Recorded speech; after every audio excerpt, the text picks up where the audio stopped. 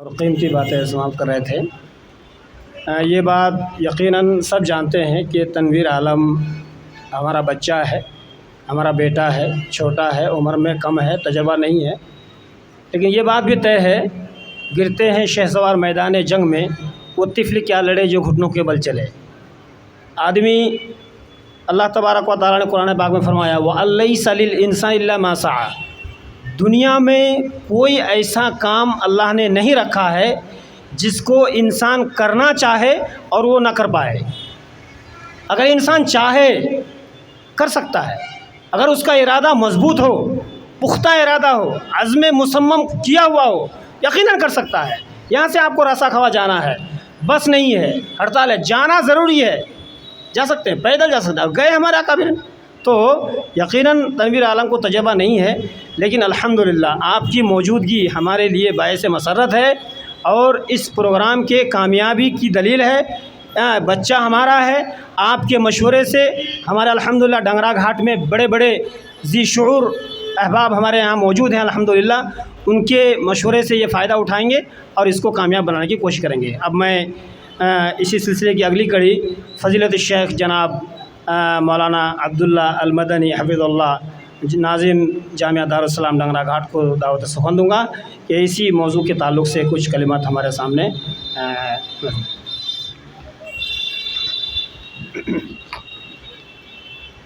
अल्हम्दुलिल्लाह वस्सलातु वस्सलामु अला रसूलिल्लाह अम्मा बाद।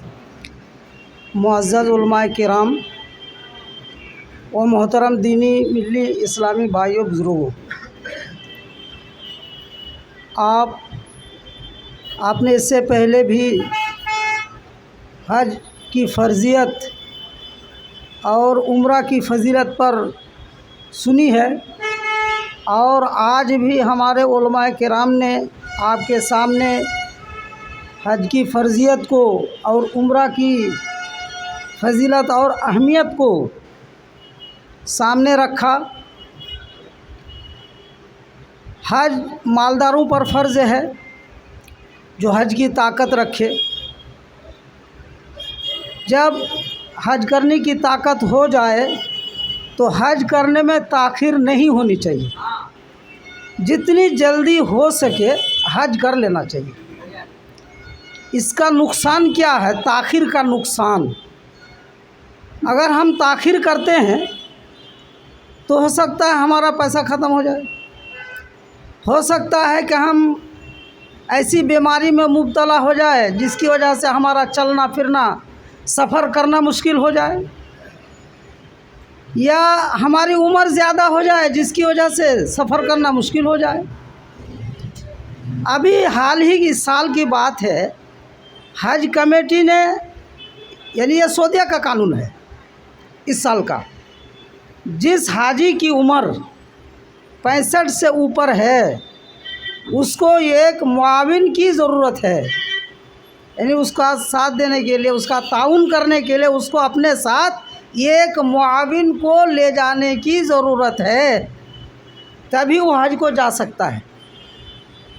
अब मियाँ बीवी में से दोनों की उम्र 65 से ऊपर है तो दो चाहिए मुआविन, एक मुआविन में दोनों का काम नहीं चलेगा।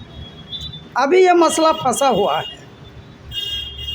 ये डंगरा से ईसा मिस्त्री और उसकी अहलिया, हसन सेठ और उसकी अहलिया दोनों जाना चाहते हैं और सब की उम्र जो है 65 से ऊपर ही है, तो दोनों तो अपने अपने बेटा को ले जाना चाहते हैं। चलो खर्च होगा लेकिन काम बनेगा, लेकिन सिर्फ एक का हो रहा है, दूसरे के लिए दिक्कत हो रही है। तो ये सब परेशानियां हैं, इसलिए हज में ताख़ीर नहीं करना चाहिए।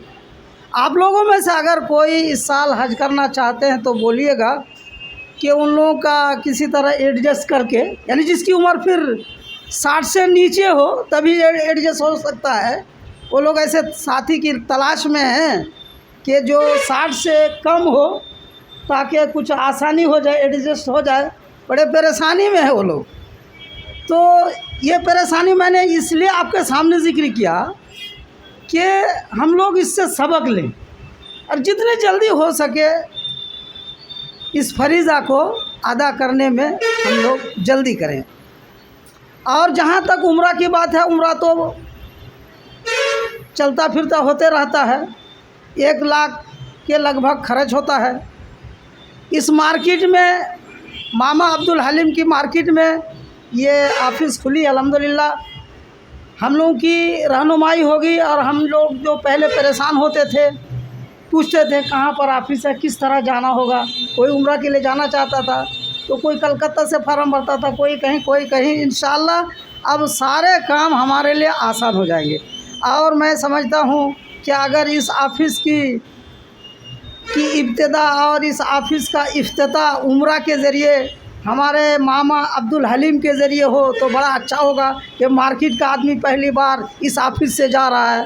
मैं उम्मीद करता हूँ कि इसके लिए इंशाअल्लाह हमारे मामा अब्दुल हलीम साहब और उसके साथ और दूसरे अहबाब भी तैयार होंगे इंशाअल्लाह। अस्सलाम वालेकुम।